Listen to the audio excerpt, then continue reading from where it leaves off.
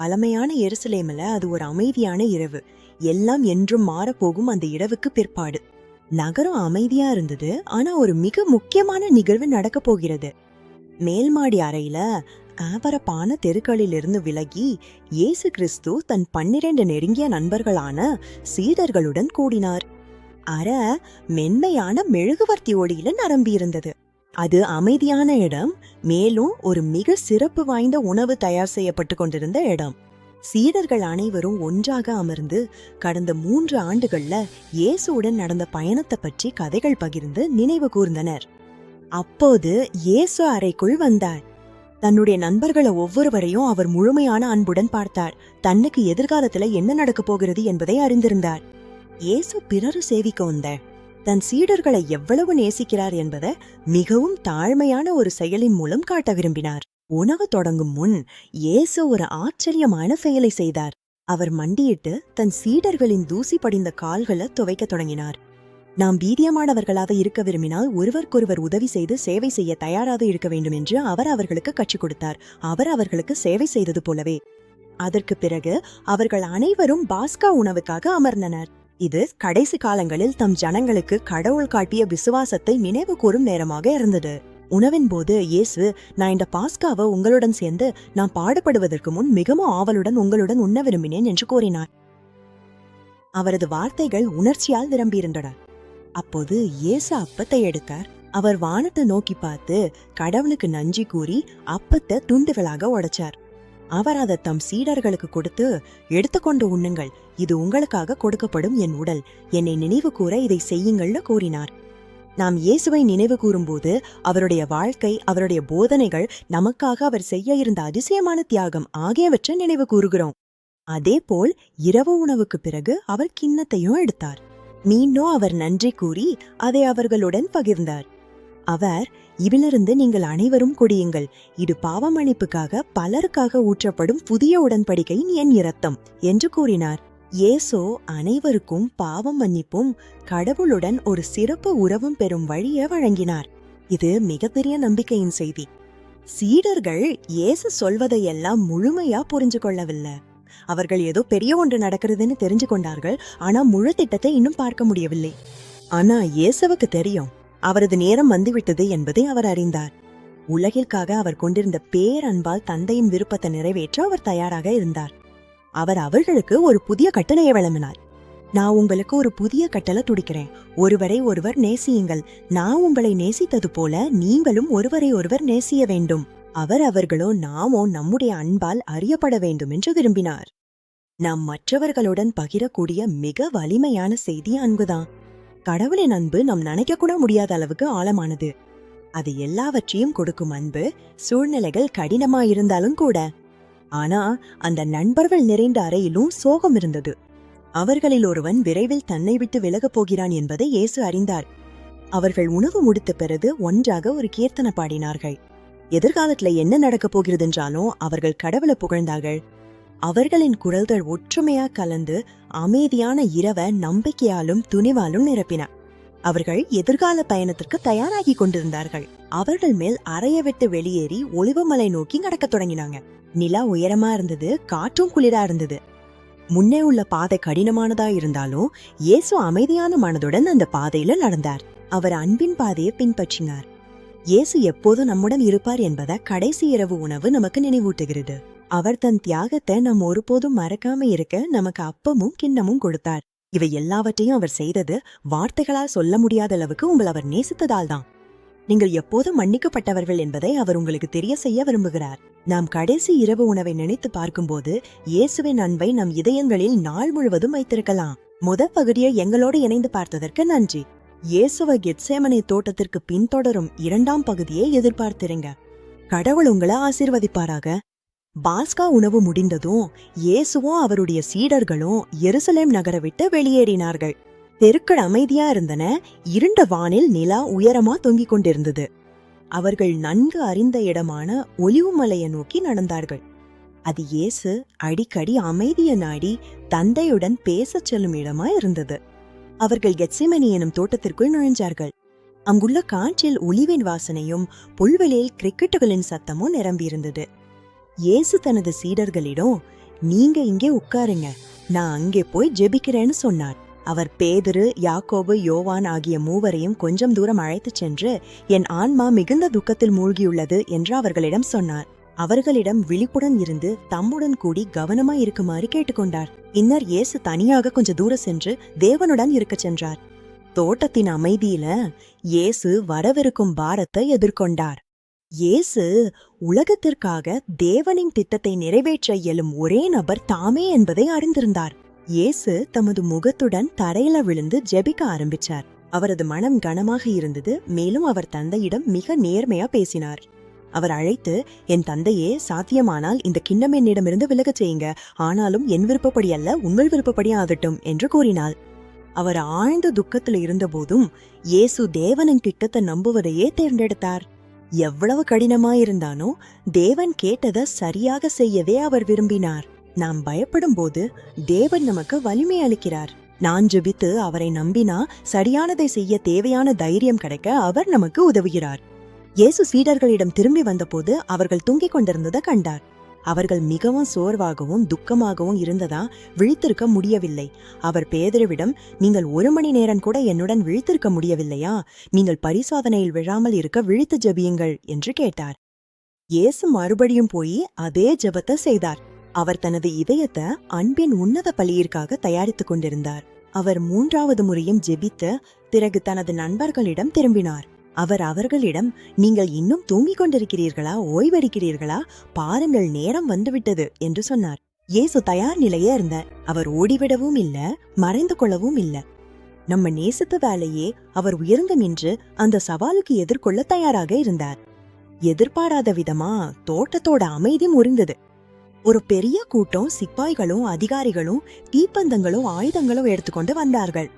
அவர்களின் தீப்பந்தங்களின் ஒளி தோட்டத்தின் பாறை சுவர்களிலும் பழமையான மரங்களிலும் நீண்ட ஆடிப்பாயும் நிழல்களை உருவாக்கியது. அந்த கூட்டத்தை வழிநடத்தி வந்தவர் இயேசுவின் சீடர்களில் ஒருவரான யூதாஸ் இஸ்கேரியோத். அவர் தனது ஆசானுக்கு எதிராக திரும்பவும் மிகவும் துயரமான தேர்வு செய்திருந்தார். யூதாஸ் சிப்பாய்களுக்கு ஒரு குறியீட்டை கொடுத்திருந்தார். நாம் முத்தமிடும் நபர்தான் அவர், அவரை பிரியுங்கள் என்று அவர் அவர்களிடம் சொன்னார். யூதாஸ் உடனே இயேசுவிடம் சென்று, வணக்கம் ஆசிரியரே என்று சொல்லி அவரை கன்னத்துல முத்தமிட்டார். யூதாஸ் கொடுத்த மொத்தத்தின் அர்த்தம் என்னவென்று இயேசு தெளிவாக அறிந்திருந்தார். அந்த நேரத்திலும் கூட அவர் யூதாஸ நண்பா என்று அழைத்தார். நம்மை வெறுக்குவர்களையும் எப்படி நேசிக்க வேண்டும் என்பதை அவர் நமக்கு காட்டினார். பின்னர் அந்த ஆட்கள் முன்னே வந்து இயேசுவை பிடிச்சு கைது செய்தார்கள். அவர்கள் அவரை அமைதியான தோட்டத்திலிருந்து நகரை நோக்கி அழைத்துச் சென்றார்கள். இயேசு கைது செய்யப்படுவதை தேர்ந்தெடுக்கார்.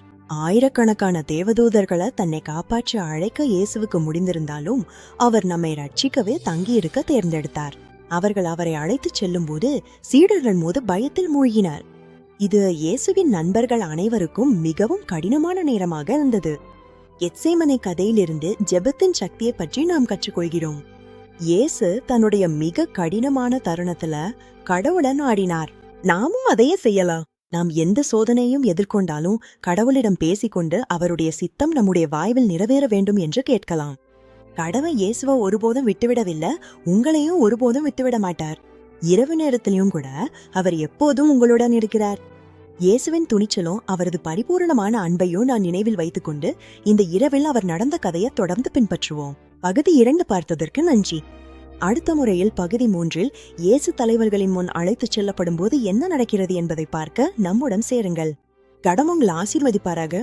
எருசலேம்ல சூரியன் உதயமாகும் போது இயேசு கிறிஸ்துவின் விசாரணை துவங்கியது. அது வரலாற்றில் என்றும் நினைவில் இருக்கும் ஒரு நாள்.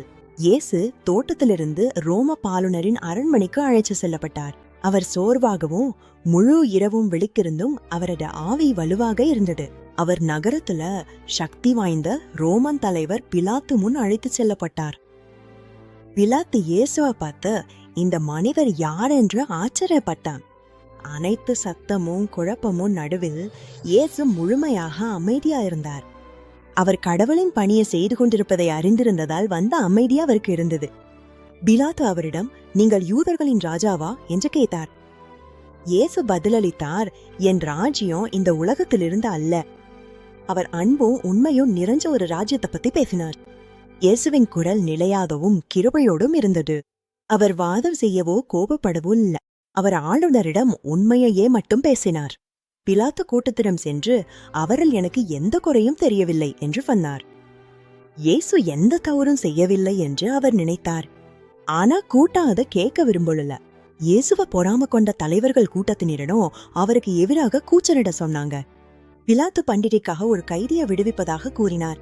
அவர்கள் இயேசுவ தேர்ந்தெடுப்பார்கள் என்று அவர் நம்பினார். ஆனா அவர்கள் பரபாசை தேர்ந்தெடுத்தாங்க. நம்முடைய இதயங்களும் தேர்வுகளை செய்ய வேண்டும். ஒவ்வொரு நாளும் இயேசு எங்களை கற்றுக் கொடுத்தது போல அன்பும் கருணையும் பின்பற்ற முடியும். கூட்டம் மேலும் மேலும் சத்தமா, அவனை சிலுவையில் அறையுங்கள், அவனை சிலுவையில் அறையுங்கள் என்று கூச்சலிட்டது. அந்த சத்தம் முழு நீதிமன்ற வளாகத்தையும் நிரப்பியது. பிலாத்து கூட்டத்தை பார்த்து பயந்தா. அவர் சரியானதை செய்ய விரும்பினா, ஆனா மக்கள் தன்னை விரும்ப வேண்டும் என்பதும் அவருக்கு இருந்தது.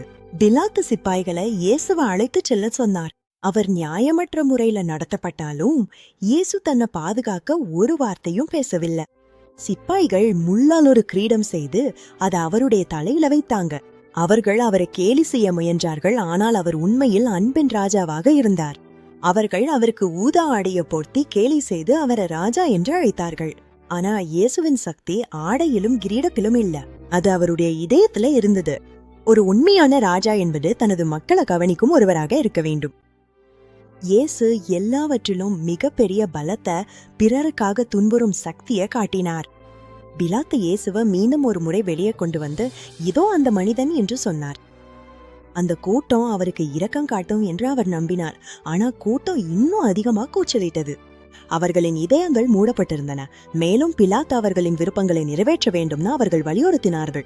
பிலாத்து அவர்களின் மனதை மாற்ற முடியாதுன்னு பார்த்தபோது அவர் ஒரு பாத்திரத்துல தண்ணீர் எடுத்துக்கொண்டு எல்லோருக்கும் முன்னிலையில் தனது கைகளை கழுவினார். அவர், இந்த மனிதனின் இரத்தத்திற்கு நான் பொறுப்பல்ல, அது உங்கள் பொறுப்புன்னு கூறினார். அவர் தனது தேர்வை கழுவ முயன்றார். சரியானதை ஆதரிப்பது எப்போதும் எளிதல்ல, குறிப்பாக எல்லோரும் கூச்சலிடும் போது. ஆனா கடவுள் நம்ம தைரியமாவும் உண்மையாவும் இருக்க விரும்புகிறார். இறுதியில பிலாத்து இயேசுவை சிலுவையில் அறைய ஒப்படைத்தார். உலகம் எதிர்பார்த்த அந்த தருணம் இதுவே. ஆனா அவர்கள் அதை இன்னும் அறியவில்லை. இயேசு எருசலேம் நகரின் வீதிகள்ல வழி நடத்தப்பட்டார். சிலுவையை நோக்கி நடந்தாலும் அவர் தனது அமைதியை தன்னுடன் எடுத்து சென்றார். ஒரு கனமான மர சிலுவை அவரது தோள்கள்ல வைக்கப்பட்டது. அவர் எடுத்த ஒவ்வொரு அடியும் உங்களுக்காகவும் எனக்காகவும் அன்பின் அடியா இருந்தது. சிலுவை கனமா இருந்தாலும் இயேசுவின் அன்பு அதை விட வலிமையானது. அவர் அதை சுமக்க தயாராக இருந்தால், ஏனெனில் அவர் முழு உலகத்தையும் ரட்சிக்க விரும்பினார். இந்த கதை இயேசுவின் அதிசயமான தைரியத்தை பற்றி நமக்கு கற்றுக் கொடுக்கிறது. அநியாயமும் கோபமும் எதிர்கொண்ட போதும் அவர் மன்னிப்பால் நிரம்பிய இதயத்துடன் இருந்தார். நாமும் அவரை போல இருக்க கற்றுக்கொள்ளலாம். விஷயங்கள் கடினமாகவோ அல்லது அநியாயமாகவோ இருந்தா நாம் இயேசுவை நினைத்து அவரது அமைதி நம் இதயங்களை நிரப்பும்படி கேட்கலாம். நாம் இயேசுவின் பயணத்தை பின்பற்றும் போது அவரது பரிபூரணமான அன்பை நம் எண்ணங்களில் வைத்துக்கொண்டு அவர் செய்த மகத்தான தியாகத்திற்கு நன்றி சொல்லுவோம். பகுதி 3 எங்களுடன் முடிச்சதற்கு நன்றி. இயேசு எடுத்த ஒவ்வொரு அடியிலும் அவர் நம்மை எவ்வளவு நேசிக்கிறார் என்பதை நாம் பார்க்கிறோம். கதையின் மிக முக்கியமான பகுதியான 4ஆம் பகுதியை காண மறவாதீர்கள். சப்ஸ்கிரைப் செய்யவும். கடவுள் உங்களை ஆசிர்வதிப்பாராக. அடுத்த முறையில் சந்திப்போம். Bye bye. பிலாத்து தனது முடிவை எடுத்த பிறகு ரோம படையினர் இயேசுவை அரண்மனையின் முற்றத்துக்குள் அழைத்துச் சென்றார்கள். இது இயேசுவுக்கு மிகவும் கடினமான நேரமா இருந்தது. படையினர் இயேசு யார் என்பதை உண்மையில புரிஞ்சுக்கவில்லை. மாறாக அவருக்கு மரியாதை காட்டுவதற்கு பதிலாக அவரை கேலி செய்து அவமதிக்க முடிவு செய்தார்கள். அவர்கள் அவருடைய எளிய உடைகளை அகற்றி செய்து ஒரு பிரகாசமான ஊதா நிற ஆடையை அவரது தோள்களில் போடினர். ஊதா நிறம் அரசர்கள் அணியும் நிறம். ஆனா அவர்கள் அவரை உண்மையான அரசராக நடத்த முயற்சிக்கவில்லை. அவர்கள் கூர்மையான முள்ளுள்ள கிளைகளை எடுத்து அவற்றை சுழற்றி ஒரு கிரீடமாக உருவாக்கினார்கள்.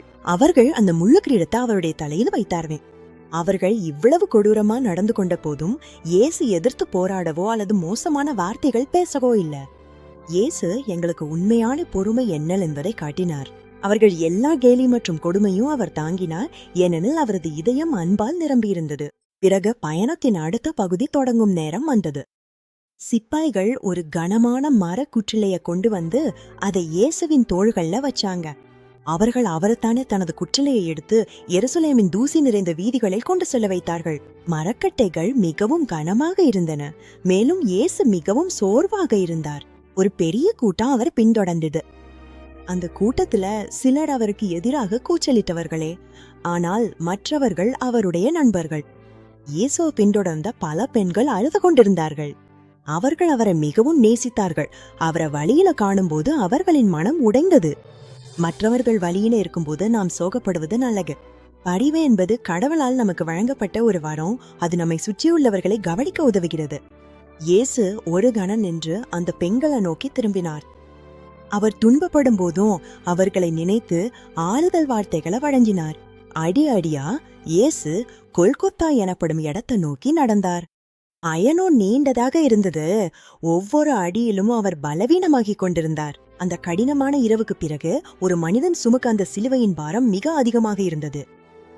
இயேசு தடுமாறினார். உதவி தேவைப்பட்டது. இயேசு வெறும் மரத்தை கொண்டே சுமக்கவில்லை. அவரது மனதுல உலகில் உள்ள எல்லா தவறான தேர்வுகளின் பாரத்தையும் அவர் சுமந்து கொண்டிருந்தார்.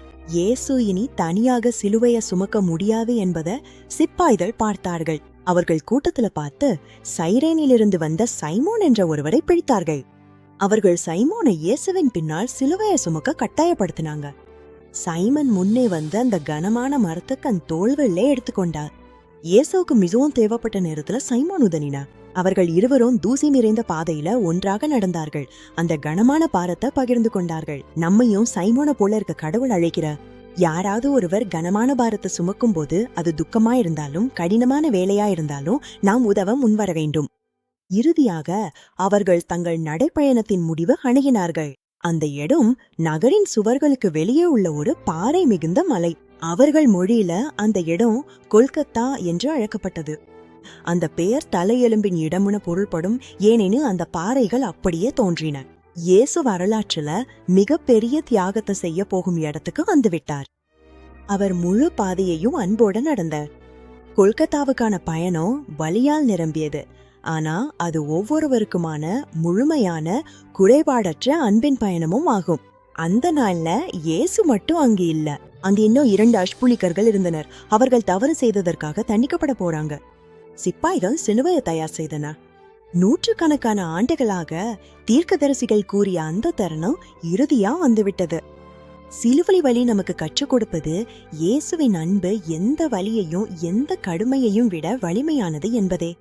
நாம் என்றும் அமைதியும் மன்னிப்பும் நிறைந்த பாதையில நடக்க இயேசு அந்த கடினமான பாதைய நடந்தார். இந்த கதைய நம்ம இதயங்கள்ல வச்சுக்கிட்டு அடுத்த அத்தியாயத்துக்கு தயாராகும் போது இயேசுவின் அதிசயமான அன்பை நினைவில் வைத்துக் கொள்வோம். 4ஆம் பகுதியை எங்களுடன் பார்த்ததற்கு நன்றி. இந்த கதை இன்னும் முடிவடையவில்லை. கடவுளுக்கு இன்னும் ஒரு அற்புதமான திட்டம் உள்ளது. நீங்கள் 5ஆம் பகுதியை தவறவிடாம பார்க்க ஹிஸ் கிங்டம் கிட்ஸ் சேனலை சந்தா செய்யுங்க. அங்க நாம் எல்லாவற்றிலும் பெரிய அதிசயத்தை காணப்போகிறோம். அப்போது சந்திப்போம். யோனா ஆழமான இருண்ட கடல்ல மூழ்கும் போது எல்லாம் இழந்துவிட்டதாக தோன்றியது. மேல அலைகள் தொலைவில் இருந்தன. நீர் குளிராகவும் அமைதியாகவும் இருந்தது. ஆனா கடலின் ஆழமான பகுதியில கூட யோனா தனியாக இல்ல. கடவுள் அவரை ஒரு சிறப்பு திட்டத்துடன் கவனித்துக் கொண்டிருந்தார். கர்த்தர் யோனாவை ரட்சிக்க ஒரு பெரிய மீனை தயார் செய்தார். அது ஒரு ராட்சதம் அல்ல, ஆனா கடவுள் அனுப்பிய ஒரு உதவியாளர் அவரை பாதுகாப்பதற்காக வந்தது. ஒரே ஒரு பெரிய விழுங்கல்ல அந்த பெரிய மீன் யோனாவை விழுங்கியது. ஒரே கணக்குல யோனா குளிரான கடலோட்டங்கள்ல இருந்து பாதுகாப்பாக இருந்தார். 3 நாட்கள் மற்றும் 3 இரவுகள் யோனா அந்த பெரிய மீனின் வயிற்றில் வாய்ந்தார். அங்கு இருட்டாக இருந்தது. அவர் முற்றிலும் தனியாக இருந்தார். அந்த அமைதியும் இருட்டிலும் யோனாவுக்கு சிந்திக்க நேரம் கிடைத்தது. கடவுளிடமிருந்து ஓடி போனது ஒரு பெரிய தவறு என்பதை அவர் உணர்ந்தார். கடவுளின் தயவும் அவருடைய சக்தியும் அவர் நினைவுக்கு வந்தது. மீனின் வயிற்றிலும் கூட கடவுள் தனது குரலை கேட்க முடியும் என்பதை அவர் அறிந்தார். யோனா அந்த ஆழ்ந்த இருட்டிலிருந்து கர்த்தரிடம் அழைத்தார். என் துன்பத்தில் உம்மை அழைத்தேன், நீர் எனக்கு பதில் அளித்தீர். கடலின் ஆழத்திலிருந்து நான் உதவி கேட்டேன், நீர் என் ஜெபத்தை கேட்டீர். நன்றி பாடலுடன் உம்மை வணங்குவேன். யோனா ஒரு வாக்குறுதி அளித்தார். நான் சொன்னதை செய்வேன், உமக்கு கீழ்ப்படிவேன் கர்த்தாவே. ரட்சிப்பு உம்மிடம்தான் வருகிறது. நீங்கள் நினைக்கக்கூடிய மிக ஆழமான இருண்ட இடத்திலும் கூட கடவுள் உங்கள் ஜெபங்களை கேட்கிறார். நான் அவரிடம் பேசும்போது அவர் எப்போதும் கேட்கிறார். யோனாவின் ஜெபத்தையும் அவன் மனது மாறியதையும் கடவுள் கண்டார். அதனால கர்த்தர் அந்த பெரிய மீனிடம் பேசினார். அந்த மீன் யோனாவை கரையிலேயே உமிழ்ந்தது. யோனா உயிருடன் என்பார். அவர் பாதுகாப்பாகவும் மீண்டும் கடற்கரையில் இருந்தார். கடவுள் 2வது வாய்ப்புகளை வழங்கும் கடவுள். அவர் யோனாவை விட்டுவிடவில்லை, மேலும் சரியானதை செய்ய மற்றொரு வாய்ப்பையும் வழங்கினார். மீண்டும் கர்த்தரின் வார்த்தை யோனாவிடம் வந்தது. எழுந்திரு, பெரிய நகரமான நினிவேவுக்கு போய் என் செய்தியை அவர்களுக்கு சொல். இந்த முறையில யோனா கடவுளுக்கு கீழ்ப்படினார். அவர் ஓடி போகவில்லை. ஒரு காலத்துல பயந்த அந்த நகரத்துக்கு அவர் நீண்ட பயணத்தை தொடங்கினார். நினிவேவுக்கு செல்லும் நடைப்பயணம் நீண்டதா இருந்தாலும் கடவுள் கேட்டதை செய்ய தொடங்கியதா யோனாவின் மனதுல அமைதி இருந்தது. இறுதியில அவர் பெரிய நகரமான நினிவேவை அடைந்தார். அந்த நகரம் மிகவும் பெரியதாக இருந்ததால் அதை முழுவதும் நடந்து கடக்க 3 நாட்கள் பிடித்தது. யோனா நகரத்தின் மையத்துக்குள் நடந்தார். அவர் மக்கள் எப்போதும் போல தங்கள் பில்லியான வாழ்க்கையை நடத்தி கொண்டிருப்பதை பார்த்தார். அவர் உரக்க குரலில் அழைத்தார், 40 நாட்களில் நினிவே அழிக்கப்படும். கடவுள் அவர்களின் தீமையை பார்த்துள்ளார் என்றும் உடனே தங்கள் வழிகளை மாற்ற வேண்டும் என்றும் அவர் அவர்களுக்கு சொன்னார். மக்கள் அதிர்ச்சி அடைஞ்சாங்க. இத போன்ற செய்தி அவர்கள் முன்பு ஒருபோதும் கேள்விப்படவில்லை. அவர்கள் தங்கள் செய்யமை நிறுத்தி கேட்க தொடங்கினார்கள். கடவுளின் வார்த்தை சக்தி மாறுகிறது. யார் இருந்தாலும் அவர்கள் என்ன செய்திருந்தாலும் அது அவர்களின் இதயங்களை தொட முடியும். ஆனா அப்போது ஒரு அதிசயமான விஷயம் நடந்தது. நினிவேவின் மக்கள் கடவுளை நம்பினார்கள். அவர்கள் கோவப்படல, அவர்கள் பணிவுடன் நடந்து கொண்டார்கள். பெரியவர்களிலிருந்து சிறியவர்கள் வர அனைவரும் உணவு தவிர்த்து தங்கள் உண்மையான மனமாறலை காட்ட புட உடை அணிய முடிவு செய்தார்கள். மன்னன் கூட தனது அரியணையிலிருந்து இறங்கி வந்து கடவுளின் மன்னிப்பு கேட்டார். முழு நகரமும் மாறிக்கொண்டிருந்தது. நாம் உண்மையாகவே நம்முடைய தவறுகளுக்காக வருந்தி கடவுளிடம் திரும்பினா அவர் எப்போதும் விருந்த கரங்களுடன் நம்மை வரவேற்கிறார். இன்றைய பாடம் 2வது வாய்ப்புகள் பற்றியது. நாம் நம்முடைய தவறுகளை சரி செய்து அவரை பின்பற்ற கடவுள் நமக்கு வாய்ப்புகளை அளிக்கிறார். கடவுள் எப்போதும் கேட்கிறார் என்பதை ஒருபோதும் மறக்காதீர்கள். நீங்க ஒரு பெரிய நகரத்துல இருந்தாலும் கடலின் ஆழத்துல இருந்தாலும் அவர் உங்கள் இதயத்தை கேட்கிறார். யோனாவின் பெரிய தப்பிப்புக்காக எங்களுடன் சேர்ந்ததற்கு நன்றி. கடவுளை நம்பி அவருடைய குரலை கேட்டு கீழ்ப்படியுங்கள் என்பதை நினைவில் வையுங்கள். அடுத்த முறையில உங்களை மீண்டும் சந்திப்பேன். Bye bye. காற்று குளிர்ந்தது. மதியம் 12 மணி முதல் மாலை 3 மணி வரை கனமான இருள் முழு நிலத்தையும் மூடியது. சூரியன் ஒளியளிப்பதை நிறுத்துறது. இந்த இருள் இயேசு சுமந்த பாரத்தின் அடையாளமாக இருந்தது. நாம் ஒளியில் நடக்க இயலும் வகையில் அவர் உலகின் முழு இருளையும் தாங்கிக் கொண்டார். அவரது மிக ஆழமான வேதனையின் தருணத்துல இயேசு உரக்க கூவி எலோ எலோய் லெம்மா சபக்தானி என்று அழைத்தார். அதன் பொருள், என் தேவனே என் தேவனே நீ என்னை ஏன் விட்டுவிட்டாய் என்பதாகும். நாம் ஒருபோதும் அந்த மாதிரி தனிமையை உணர வேண்டாம் என்பதற்காக அவர் கடவுளிடமிருந்து பிரிக்கப்பட்ட தனிமையை அனுபவித்தார். நம்மை நேசித்ததால் அவர் தனது பெரிய வலிமையை வெளிப்படுத்தினார். இயேசு செய்ததை பொருட்டு கடவுள் எப்போதும் நம்முடன் இருக்கிறார் என்பதை நாங்கள் அறிந்திருக்கிறோம். நாம் தனியாக இருக்கிறோம் என்று நினைத்தாலும் கூட அவர் நம் இதயங்களை கேட்டு நம்முடன் இருக்கிறார். இயேசு எல்லாம் இப்போது நிறைவு பெற்றுவிட்டது என்பதை அறிந்தார். அவர் தந்தையின் திட்டத்தை முழுமையா பின்பற்றினார். அவரது கடைசி மூச்சுல அவர் முடிந்ததுன்னு கூறினார். பின்னர் அவர், தந்தையே, உமது கைகளில் என் ஆவியை ஒப்படைக்கிறேன் என்று கூறினார். அதன் பிறகு அவர் தனது ஆவியை விட்டுவிட்டு அமைதியாகினார். இயேசு முடிந்ததே என்று கூறிய போது நம்மை ரட்சிப்பதற்கான அவரது பணி முடிந்துவிட்டது என்பதையே அவர் அர்த்தப்படுத்தினார். பாவத்தின் மீது வெற்றி அவரது பரிபூர்ணமான அன்பால் பெற்றுக்கொள்ளப்பட்டது. அந்த நிமிடத்திலேயே பூமி மிகுந்த சக்தியுடன் அதிர்ந்தது. பாறைகள் பிளந்தன. எல்லோரின் காலடியில நிலம் நடுங்கியது. எருசலேம்ல உள்ள பெரிய ஆலயத்துல மிக பெரிய கனமான திரை மேலிருந்து கீழ்வரை 2ஆக பிளந்தது. இது ஒரு அதிசயம். இனி மனிதர்களையும் கடவுளையும் பிரிக்கும் எதுவும் இல்லை என்பதை இது காட்டியது. கடவுளின் இதயத்திற்கான வழி முழுமையா திறந்துவிட்டது. இப்போது நாம் கடவுளிடம் நேரடியா எப்போது வேண்டுமானாலும் எங்கே வேண்டுமானாலும் பேசலாம். அவர் நம்முடைய பிதா. மகிழ்ச்சியுடன் நம்மை தன் முன்னிலையில் வரவைக்கிறார். ஒரு ரோமன் நூற்றுக்காவலர் பலவற்றை பார்த்த ஒரு படை வீரர் அங்கே நின்றிருந்தார். அவர் நிலநடுக்கத்தையும் நடந்த அனைத்தையும் பார்த்தார். அவர் பயம் கொண்டு கடவுளை புகழ்ந்து, உண்மையில இந்த மனிதர் கடவுளின் மகன் என்று கூறினார். வீரர்களுக்கே இயேசுவின் தெய்வீகத்துவம் புரிஞ்சது.